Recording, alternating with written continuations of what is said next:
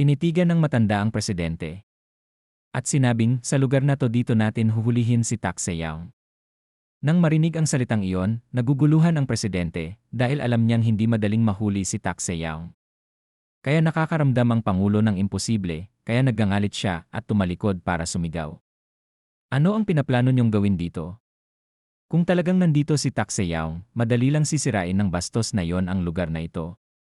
Isang tao na hindi sasabog kahit na binaril ng mga missile sa isang lugar na tulad nito. Ngunit ang matanda ay enjoy lang na nagsabi, mayroon kaming senaryo para i-neutralize si Takseyang. Hindi naniniwala ang presidente, sa isip niya anong kalokohan ang pinagsasabi nito.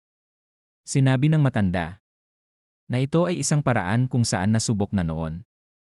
Medyo nagulat ang presidente at tinatanong niya, anong uri ng pagsubok iyon?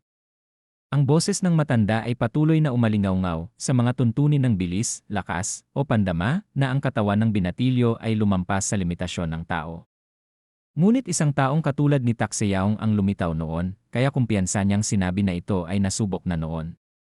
Ngunit kailan iyon, sinabi ng matanda na 30 taon ang nakalipas, na ikinagalit at nagmumura ng Pangulo, itigil ang pagsasalita ng walang kapararakan.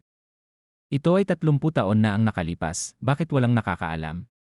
Lahat ng tao sa bansang ito ay takot na mamatay kapag nakita nilang lumitaw si Takseyang, ngunit wala pa akong narinig na isang katulad niya na lumilitaw.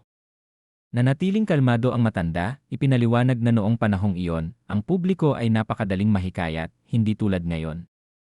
Noong panahong iyon, hindi kasing dali ang pag-access ng impormasyon gaya na ngayon dahil ang mga social network ay mas binuo ngayon kaysa noon. Gayunpaman, ang hindi pa naririnig na kwento ng naturang superhero na lumilitaw ay nasa katang-isip lamang. Tinapik ang kanyang stick sa lupa at mahinang naglakad, sinabi ng matanda sa madaling salita, may ginawa para maalala ito ng mga residente. Nung dumaan siya sa harap ni Sungchul, bumulong siya, sa katunayan, kahit ikaw kilala mo kung sino ito. Bigla siyang napaisip kung sino yon, kaya tiningnan niya ang matanda na walang ekspresyon sa kanyang mukha. Hanggang sa sinabi niya ang isang code name na tinatawag na Maruchi. Sa wakas ay nagpakita ng kumpiyansa at pagkagulat ang Pangulo sa kanyang mukha. Masyadong kakilakilabot ang impormasyong natanggap niya.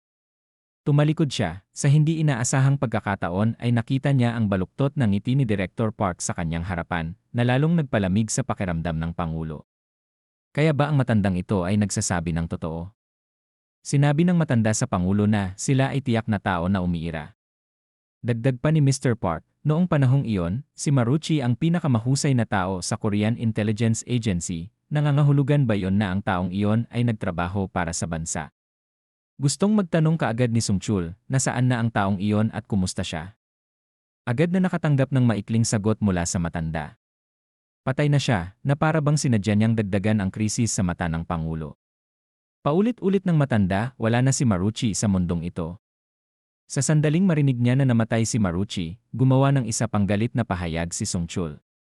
Kung nagtrabaho siya sa National Intelligence Agency, bakit siya inalis? Nakikita ang matanda na naglalakad sa harap na parang hindi nag-abalang magsalita. Naunawaan ng Pangulo na ang taong iyon ay hindi naalis, ngunit kung ang isang taong may ganoong kahila-hilakbot na lakas ay hindi naalis, bakit niya sinabi na siya ay patay na? Tumingin ang matanda sa presidente at nagsalita, upang maging mas tumpak. Ang grupong responsable para sa planong iyon ay hindi ang gobyerno, ang North Korean ang gumawa ng plano para mahuli si Maruchi. Bakit kasali ang mga North Korean dito? Noong araw na iyon, ang kampanyang nag-iisang sumira sa 3 hukbo ng Hilagang Korea ay nagdulot ng katanyagan kay Maruchi dahil siya lamang ang nakapagpabagsak sa kanilang lahat. Nang walang anumang tulong mula sa iba, hindi maintindihan ng presidente kung ano ang nakakatakot tungkol doon dahil si Takseyang kaya din gawin yon. Kaya tumingin siya pabalik at sinabi ito ng tama, sa oras na yon ay mas bata si Maruchi kaysa kay Takseyang ngayon. Dahil sa kanyang narinig, mas nagiging kontradiksyon ito sa puntong hindi na siya nagalit. Gusto lang malaman ni Sungchul kung ang isang malakas na tao ay nahuli at napatay lang ng ganoon kasimple. Lumapit ang matanda sa harap ng isang pader na natatakpan ng mga itim na metal, nilagay niya ang kamay niya dito habang nagpapaliwanag. Nahuli siya ngunit hindi namin siya mapatay. So ano? Ano ang paraan ng pag-alis na sinabi niya? Sinabi sa kanya ng matanda, dahil gusto lang nilang hulihin si Maruchi, ngunit kung balak nilang patayin siya sa simula, mahirap makaalis sa lugar na ito. At tinanong ng presidente, ano ang ikinamatay niya? Sinabi ng matanda na namatay siya habang inaalis ang isang espesyal na puwersa. Ngunit sino ang maniniwala na ang isang tulad nito ay mamamatay sa isang maliit na problema? Hindi nakarating sa pangunahing punto, sinabi ng matanda na sa oras na yon siya ay nasa isang misyon na alisin ang mga submarine ng Hapon at hindi nakatakas mula sa submarino na lumubog sa malalim na dagat. Habang ang mga tao ay nagmamadali sa tunnel sa ilalim ng military zone sa kabisera ng Seoul, ang iba ay nagmamadaling humanap ng paraan upang makatakas kasunod ng mga tagubilin ng pulisya. Dahil mag-isa si Seyaong na naglalakad sa kalye. Para hanapin si Jung Dahon, sobrang lungkot ng mukha niya. Bigla siyang napahinto mula sa kanyang paglalakad, habang tumitingin sa paligid upang mahanap ang asong iyon. Ang mga mata ni Seyaong ay biglang bumagsak sa isang napakapamilyar na lugar, ang Nungguang Middle School. Bigla siyang nalungkot nang pumasok sa kanyang isip ang mga lumang alaala. Tumalon si Seyaong mula sa kinatatayuan niya, pumailang lang sa langit at dumiretso sa isang paa sa isang mataas na gusali sa malapit. Bahagyang niyang inilagay ang kanyang mga daliri sa semento sa kanyang kinatatayuan. Si Seyaong ay nakatayo sa bubong ng gusali ng Nungguang Middle School. Habang siya ay seryosong nakatitig sa baba, biglang pumasok sa kanyang isip ang lumang alaala na kung saan, nang sabihin niya sa guro ang tungkol sa pagiging outcast, walang pag-aalinlangan silang sumagot, ano ang ibig mong sabihin doon? Kahit sa oras ng guro, ginagawa iyon ng lahat sa lahat ng oras. Matanda na silang lahat. Sa madaling salita, gaano man nila sabihin, maraming bagay ang dapat ipag-alala ng mga guro, kaya hindi sila nag-aalala tungkol sa maliliit na bagay na nararanasan ng kanilang mga estudyante.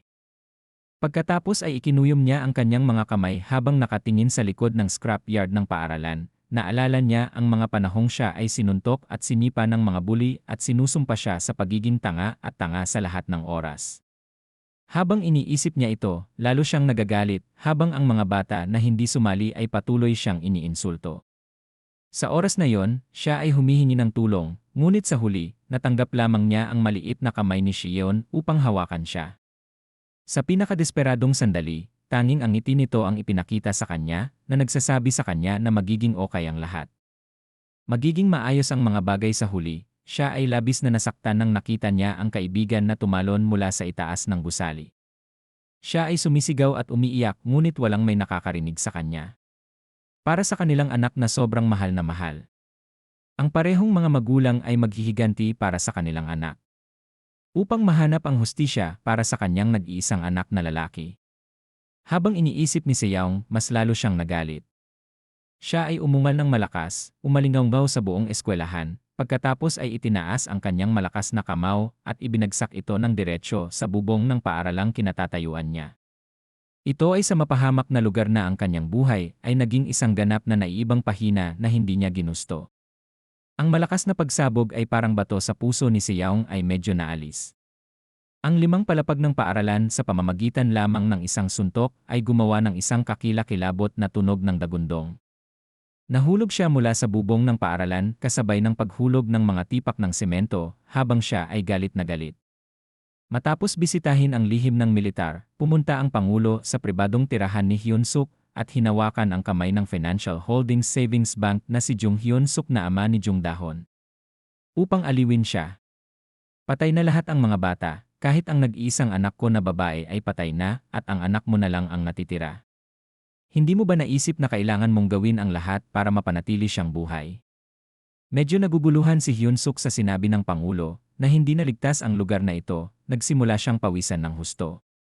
Sinabi ni Sung-chul, parang alam na ni Tak Se-yaong ang lugar na ito. Namutla si Jung Dahon sa takot at tinawag ang kanyang ama, ngunit hindi niya nakitang sumagot si Hyun-suk. Hinaplos ni Sung-chul ang kanyang mukha at mukhang awkward. Inihayag ng koponan na kung ang buong pamilya ay lumipat ng sabay-sabay, malamang na matuklasan ang nakatagong lokasyon. Ibig sabihin, lahat ay kailangang maghiwalay. Si Hyun-suk ay nag-isip ng husto kaya ang Pangulo ay kailangang magdagdag ng ilang higit pang mga pangungusap.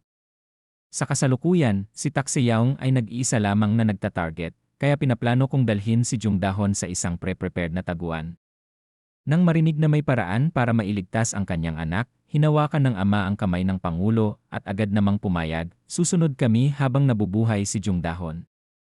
Hinawakan ni Sungchul ang balikat ni Hyunsuk, tumingin ng diretsyo sa kanyang mga mata at ipinahayag na ang dahilan kung bakit kailangan kong pumunta dito ay dahil sa tingin ko ay hindi siya maniniwala kapag narinig niya ang mga salitang ito mula sa iba. Mukhang babagsak na si Hyunsuk, kaya nagpatuloy siya sa sinabi, kung ako ay dumating sa lahat ng paraan tulad nito, tiyak na hindi ka mag-aalala.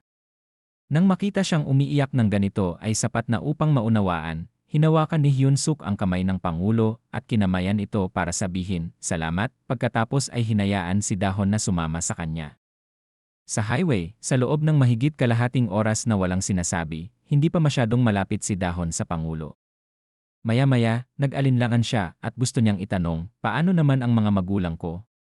Natahimik siya ng ilang segundo bago sumagot, okay lang.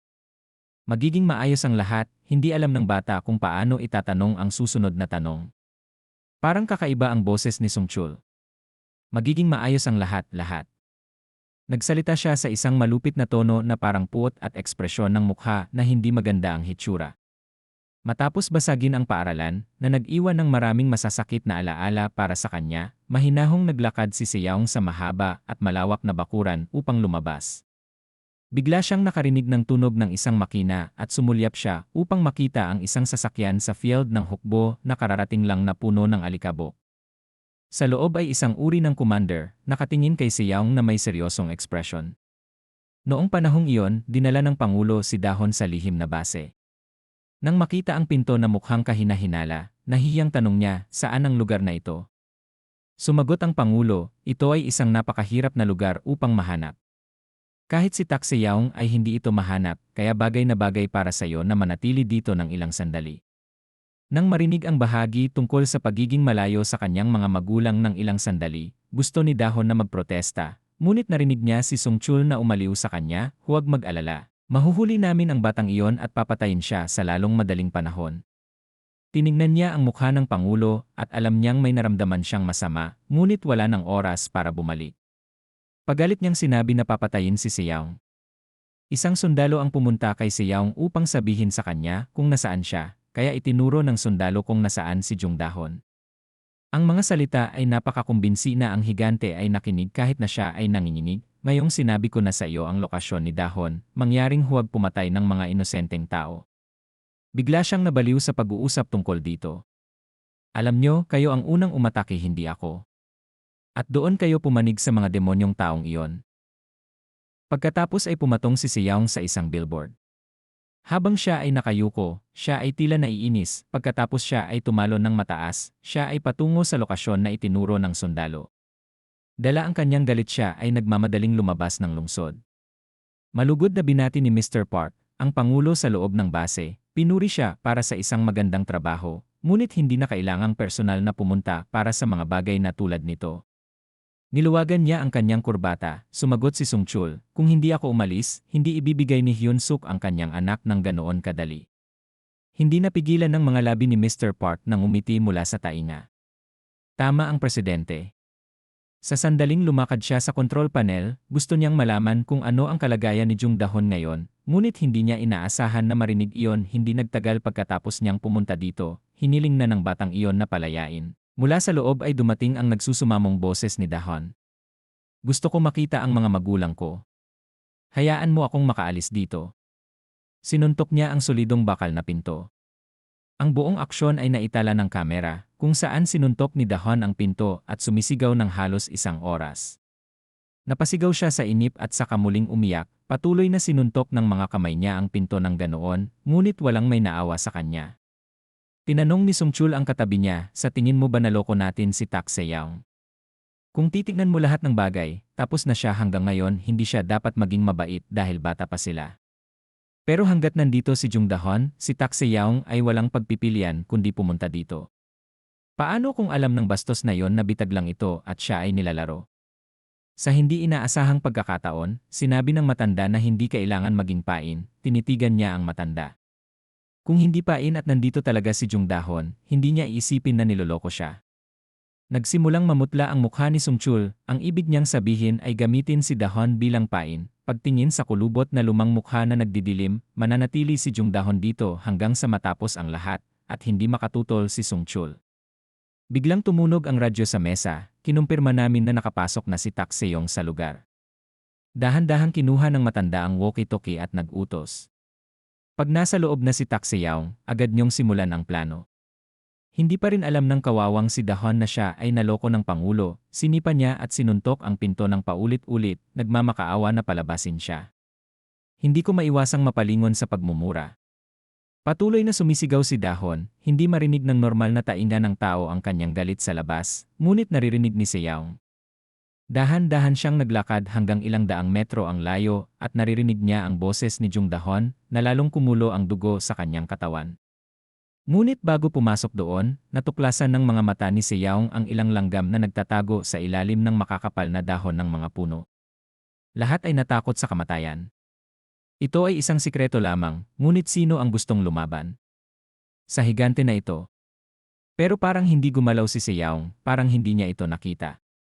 Bumalik siya sa orihinal na target, nang walang sabi-sabi. Tumalon siya ng mataas sa ilalim ng maputlang liwanag ng buwan at inilabas ang kanyang espada gamit lamang ang isang kamay.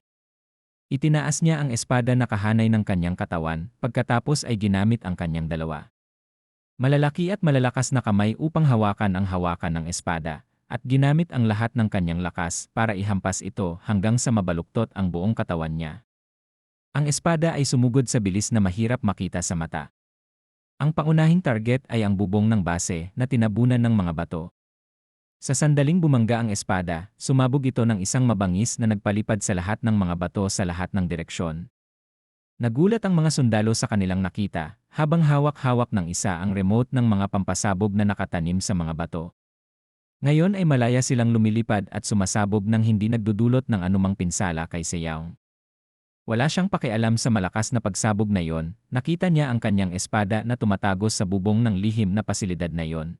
Kung nagustuhan mo ang video na to, huwag kalimutan mag-like at subscribe para updated ka lagi sa mga bago nating video.